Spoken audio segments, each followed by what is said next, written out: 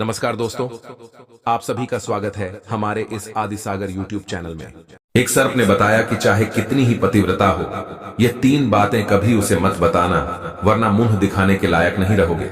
दर्शक बंधु, प्राचीन समय की बात है।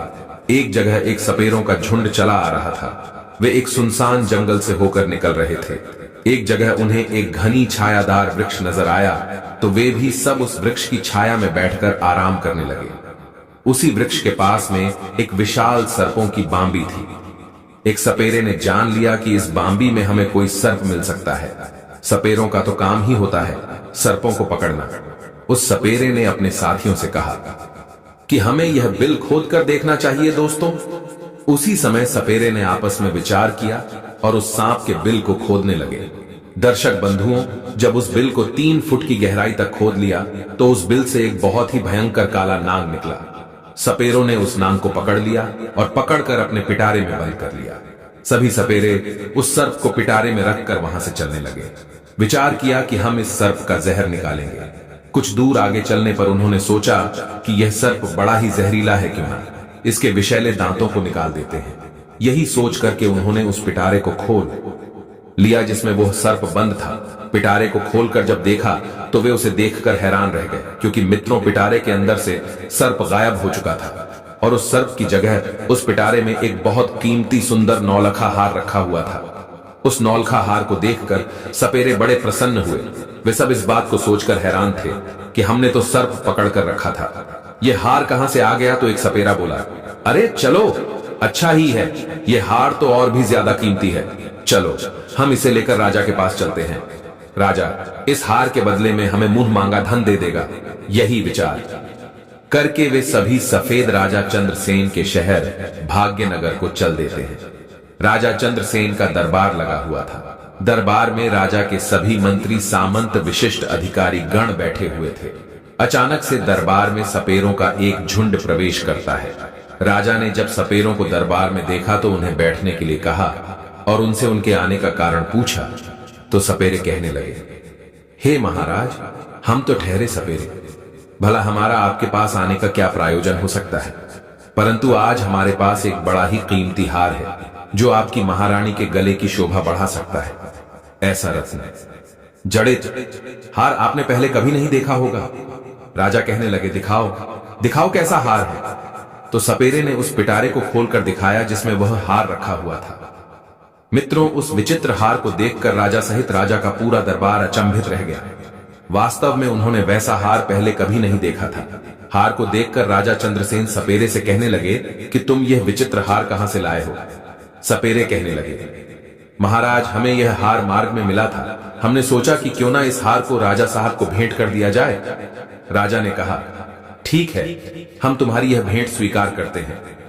वास्तव में यह हार पाकर हमारी रानी बहुत खुश हो जाएगी। मित्रों, उसी समय राजा ने अपने मंत्री को आदेश दिया कि इन सपेरों को 1 सहस्त्र सोने की मुद्राएं दे दो और सम्मान पूर्वक इन्हें दरबार से विदा कर दो। इस प्रकार मित्रों, राजा ने वो हार टोकरी सहित अपने पास रख लिया और सपेरों को खूब सारा इनाम देकर वहां से विदा कर दिया। सपेरे तो राजा को वो हार देकर वहां से चले जाते हैं। इधर राजा चंद्रसेन सोचने लगे कि आज यह हार मैं अपनी महारानी को उपहार स्वरूप भेंट करूंगा। हार को पाकर मेरी रानी बड़ी खुश होगी। मित्रों, पूरे दिन राज दरबार में राजा बैठा रहा, अपना राज्य कार्य करता रहा और मन में वही विचार उठते रहे कि कितना सुंदर हार है। धीरे धीरे जब शाम होती है तो दरबार को समाप्त करके राजा अपने महलों को जाता है। वह हार वाली टोकरी राजा ने अपने बगल में दबा ली थी। मित्रों, उधर जब महारानी चंद्रा ने देखा कि महाराज आ रहे हैं और उनके हाथ में कुछ लगा हुआ है, तो महारानी ने उन्हें बैठने के लिए पलंग बिछा दिया। राजा चंद्रसेन पलंग पर बैठ जाते हैं और महारानी से कहने लगे कि महारानी, आज तो मैं तुम्हारे लिए बहुत ही सुंदर वस्तु लेकर आया हूं, जिसे तुम देखोगी तो बहुत खुश हो जाओगी। रानी कहने लगी, महाराज, ऐसा क्या लाए हो तुम मेरे लिए। इतना कहकर राजा ने वो टोकरी रानी के आगे बढ़ा दी और कहा कि नहीं मानती हो तो स्वयं देख लो। मित्रों, रानी ने जैसे ही उस पिटारी को खोलकर देखा तो उसमें देखती क्या है, एक बहुत सुंदर तेजस्वी 5 दिन का बालक लेटा हुआ है, अंगूठा पी रहा है। उस बालक के चेहरे पर अलौकिक दिव्य तेज चमक रहा था। मित्रों, बालक इतना सुंदर था कि रानी उस बालक को देखती ही रह गई। कहने लगी, महाराज, इसमें तो बड़ा ही सुंदर बालक लेटा हुआ है। रानी ने जब कहा कि बालक लेटा है तो राजा चंद्रसेन कहने लगे, नहीं रानी, बालक नहीं, इसमें तो नौलखा हार था, यह बालक कैसे बन गया राजा को। जब रानी की बात पर भरोसा नहीं हुआ तो राजा ने वो टोकरी लेकर स्वयं देखा तो वास्तव में उस टोकरी में बड़ा ही तेजवान बालक लेटा था। राजा के आश्चर्य का ठिकाना नहीं रहा। बालक को देख करके राजा और भी ज्यादा प्रसन्न हो जाता है, क्योंकि दोस्तों राजा चंद्रसेन पर पहले से कोई संतान नहीं थी। राजा और रानी हर समय संतान के बारे में सोचकर दुखी रहा करते थे। अब तो राजा और रानी दोनों ने मन में विचार किया कि यह पुत्र हमें भगवान शिव ने प्रदान किया है और आज से हम दोनों इसे अपना पुत्र मानकर ही पालेंगे। मित्रों, यह बात किसी को पता नहीं थी कि राजा ने जो हार खरीदा है वह बालक बन गया है। लेकिन राजा की कुछ दासियां वहां उनका वार्तालाप सुन रही थी। रानी ने पूछा कि यह बालक तुम्हें किसने दिया है? तो राजा ने बताया कि आज दरबार में सपेरों का एक झुंड आया था, उन्होंने ही हमें एक पिटारी में रखकर नौलखा हार भेंट किया था, परंतु ईश्वर की कृपा से दरबार से महलों को आते आते यह हार से सुंदर पुत्र बन गया। अब हम इस बालक का पालन पोषण बड़े ही राजशाही तरीके से करेंगे। आज से यह बालक हमारा पुत्र है और आगे चलकर यही हमारी गद्दी का मालिक होगा। मित्रों, उसी दिन से राजा और रानी उस बालक को अपने पुत्र की तरह पालने लगते हैं। एक दिन राजा ने अपने दरबार में यह घोषणा कर दी कि हमारी रानी के गर्भ से एक सुंदर पुत्र ने जन्म लिया है। यह सुनकर राजा चंद्रसेन की प्रजा ने बड़ी खुशी मनाई। संपूर्ण नगर में उत्सव मनाया गया। चारों ओर खुशियां ही खुशियां थी, क्योंकि महाराज के यहां तो अब तक कोई संतान ही नहीं हुई थी। मित्रों, राजा और रानी बड़े प्रसन्न थे और बड़ी ही प्रसन्नता पूर्वक वे उस बालक को पाल रहे थे। धीरे धीरे वो लड़का बड़ा हो रहा था और जैसे जैसे समय गुजरता गया तो वो लड़का जवान होता चला गया। जब उस लड़के की आयु 18 साल की हो गई तो महाराज चंद्रसेन के मन में विचार आया कि अब मेरे पुत्र का विवाह कर दिया जाए। मित्रों, राजा साहब उस घटना को भूल चुके थे कि लड़का उन्हें किस तरह से प्राप्त हुआ है। एक दिन राजा ने अपनी महारानी से कहा कि अब हमारा पुत्र विवाह के योग्य हो गया है और अब इसका किसी सुंदर कन्या से विवाह करना चाहिए। राजा का यह प्रस्ताव रानी को भी बहुत पसंद आया। रानी बोली, महाराज, शुभ काम में देरी कैसी, जितनी जल्दी हो सके आप मेरे पुत्र का विवाह कर दीजिए। मित्रों, राजा चंद्रसेन के राज्य से लगा हुआ एक दूसरा राज्य था। शोभितपुर वहां के एक राजा थे। कमल ध्वज उनकी बड़ी सुंदर कन्या थी। नाम था बैजंती राजा। कमल ध्वज की कन्या बैजंती 14 विद्याओं में संपूर्ण थी। राजा ने अपने आचार्य से उस लड़की को समस्त विद्याओं का ज्ञान कराया था। धीरे धीरे राजकुमारी बैजंती जब विवाह योग्य हो गई तो महाराज कमल ध्वज विचार करने लगे कि अब मुझे अपनी पुत्री का विवाह करना चाहिए। पुत्री के विवाह की बात मन में आते ही राजा ने अपने दरबार में नाई और पुरोहित को बुला लिया और टीका की सामग्री देकर नाई पंडित को वर खोजने के लिए भेज दिया। दोस्तों, आपको बता दें कि पहले नाई और ब्राह्मण ही वर खोजने जाया करते थे। राजा ने उनसे कहा कि जाओ और हमारी पुत्री की योग्य किसी राजकुमार को टीका करके आना। मित्रों, नाई और ब्राह्मण राजकुमारी के टीका की सामग्री लेकर दूसरे राज्यों के लिए निकल पड़ते हैं और कई राज्यों में घूमने लगे, लेकिन उन्हें उस पुत्री के समान तेजस्वी सुंदर राजकुमार नहीं मिला। अब तो नाई और ब्राह्मण भ्रमण करते करते परेशान हो गए। अंत में वे चलते चलते राजा चंद्रसेन की नगरी शोभितपुर में पहुंच जाते हैं। राजा चंद्रसेन का दरबार लगा हुआ था। अचानक नाई और पंडित का दरबार में आगमन होता है। राजा चंद्रसेन उन्हें देखते ही समझ जाते हैं कि यह कोई नाई और ब्राह्मण है जो किसी राजा की कन्या का रिश्ता लेकर यहां आए हैं। फिर भी राजा ने उनसे पूछा कि आप लोग कौन हैं और कहां से आए हैं। नाई पंडित बोले, महाराज, हम राजा कमलध्वज के नाई और पुरोहित हैं और उनकी कन्या बैजंती का टीका लेकर आए हैं। हमारे महाराज की कन्या राजकुमारी बैजंती बड़ी ही रूपवान है और 14 विद्याओं में पारंगत है। हमने सुना है कि आपके राजकुमार भी अब विवाह योग्य है।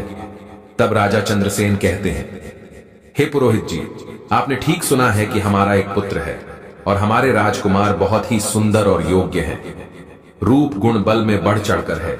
मित्रों, राजा चंद्रसेन को यह झांक नहीं था कि उनका जो पुत्र है वो एक नाग है। राजा ने अपने पुत्र को जब नाई और पुरोहित को दिखाया तो नाई पुरोहित राजकुमार को देखते ही प्रसन्न हो गए। उनको राजकुमार पसंद आ गया और राजकुमारी बैजंती का विवाह तय करके वहां से लौट जाते हैं। मित्रों, धीरे धीरे समय गुजरता चला गया। जब विवाह का उचित समय आया तो राजा चंद्रसेन अपने पुत्र को सजाकर दूल्हा बनाकर राजा कमल ध्वज के यहां को बारात लेकर चलते हैं और मंजिल दर मंजिल यात्रा करके राजा कमल ध्वज की नगरी में पहुंच जाते हैं।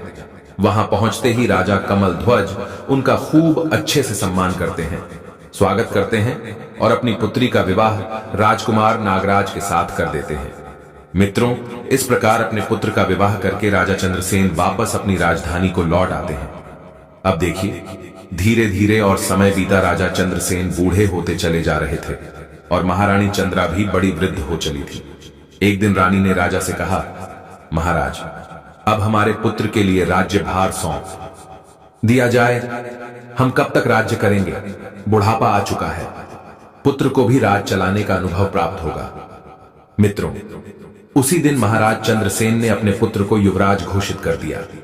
अब तो राजा चंद्रसेन निश्चिंत होकर के रहने लगे। राजकुमार नागराज बड़े अच्छे ढंग से राज्य का संचालन करने लगा। बस इसी तरह कुछ समय बीत जाता है। एक दिन की बात है, राजकुमारी बैजंती अपनी दासिया से बातचीत कर रही थी। राजकुमारी की दासी राजकुमारी से कह रही थी, क्योंकि आपने देखा होगा कि महिलाओं के पेट में अक्सर बात नहीं रुकती है। दासिया इस भेद को जानती थी कि राजकुमार जो है वो राजा साहब को दरबार में कोई सपेरे देकर गए थे। तो वही बात बताती हुई दासी कहती है कि महारानी, मैं आपसे एक बात कहूं, तुम्हारा ये पति राजकुमार जो है, इनको तुम पूछना कि तुम्हारे माता पिता कौन है। मित्रों, दासी की ये बात सुनकर बैजंती को कुछ शंका सी होती है। बैजंती कहने लगी कि यह तुम क्या कह रही हो? क्या हमारे पतिदेव राजकुमार नागराज चंद्रसेन और महारानी चंद्रा के पुत्र नहीं है? तब दासी कहती है, नहीं राजकुमारी, तुम बड़ी भूल कर रही हो, यह उनका पुत्र नहीं है। पर मैं इतना तो नहीं जानती हूं कि राजकुमार के वास्तविक माता पिता कौन है, पर इतना जानती हूं कि राजकुमार महाराज चंद्रसेन के पुत्र नहीं है। आप स्वयं अपने पति से पूछ लेना। दर्शक बंधुओं, राजकुमारी बैजंती के मन में भी अपने पति को लेकर शंका उत्पन्न हो गई। मन में सोचने लगी कि आज शाम को जब राजकुमार महल में आएंगे तो मैं उनसे यह बात अवश्य पूछूंगी। अब देखिए बंधुओं, राजकुमार जब शाम को महल में आते हैं तो राजकुमार की पत्नी बैजंती राजकुमार से पूछने लगती है कि हे प्राणनाथ, आज मैं तुमसे एक प्रश्न पूछना चाहती हूं। कहने लगी, पूछो, क्या पूछना चाहती हो? तब राजकुमारी पूछती है कि मुझे यह बताइए, तुम्हारे माता पिता कौन है और तुम किस वंश के हो? दर्शक बंधु, यह बात सुनकर के जो नांग से राजकुमार बना था वह कहने लगा, रानी, क्या तुम्हारी मति मारी गई है? महाराज चंद्रसेन और महारानी चंद्रा ही मेरे माता पिता है। तब बैजंती बोली कि नहीं महाराज, आप मुझसे कुछ छुपा रहे हैं। कृपया सच सच बताइए। तुम्हें भगवती मां गंगा की कसम है, तुम मुझे यह भेद जरूर बताओ। अब तो यह बात सुनकर के राजकुमार धर्म संकट में फंस जाता है। सोचने लगा कि आज किसी ना किसी ने इसके मन में यह प्रश्न पैदा कर दिया है। इसको जरूर किसी ने बहकाया है और यह पूछे। बिना मानेगी नहीं मित्रों, राजकुमार ने अपनी पत्नी को बहुत समझाया कि देखो, मैं महाराज का ही पुत्र हूं, तुम क्यों व्यर्थ में मेरा दिमाग खराब कर रही हो? अब तो राजकुमारी हटकर गई कि नहीं, मुझे यह भेद जरूर बताओ, तुम किस वंश के हो, तुम्हारे माता पिता कौन है? अब तो राजकुमार सोचने लगा कि लगता है मुझे इसको बताना ही पड़ेगा, यह पूछे बिना मानेगी नहीं। मित्रों, नागराज अपनी पत्नी से बार बार कहता है कि मान जाओ, अभी भी समय है, तुम मुझसे यह बात मत पूछो वरना बहुत पछताओगी। लेकिन राजकुमारी तो मानो जिद ही कर बैठी थी। कहने लगी, नहीं, बताओगे तो मैं भोजन ग्रहण नहीं करूंगी, मैं समझूंगी कि तुम मुझसे झूठा प्रेम करते हो। मित्रों, यह बात सुनकर के राजा का पुत्र कहने लगा कि ठीक है, नहीं मानती हो तो ठीक है, मैं तुम्हें यह बात बताऊंगा, पर यहां नहीं, यहां से कुछ दूरी पर एक नदी बहती है और वहां चल करके मैं तुम्हें सब कुछ बता दूंगा। मित्रों, अब तो रथ सजाया, उसमें राजा की पत्नी बैजंती और नागराज दोनों बैठ जाते हैं और वन विहार करने का बहाना करके दोनों महलों से निकल जाते हैं। चलते चलते नागराज अपनी पत्नी को लेकर उसी नदी के किनारे आ जाता है। नदी को देखकर राजकुमारी बैजंती कहने लगी, महाराज, आप मुझे इस नदी के पास लेकर क्यों आए हैं? क्या इस नदी में तुम्हारा कोई संबंध है? तब राजकुमार कहता है कि हे प्रिय, मैं फिर तुमसे कहता हूं कि मान जाओ और मुझसे मेरे बारे में मत पूछो, वरना तुम्हें बहुत पछताना पड़ेगा। मगर दोस्तों, किसी ने सच कहा है, राज हट वाल हट और तिरिया हट, ये बड़े बुरे हट होते हैं। राजकुमार के समझाने पर भी राजकुमारी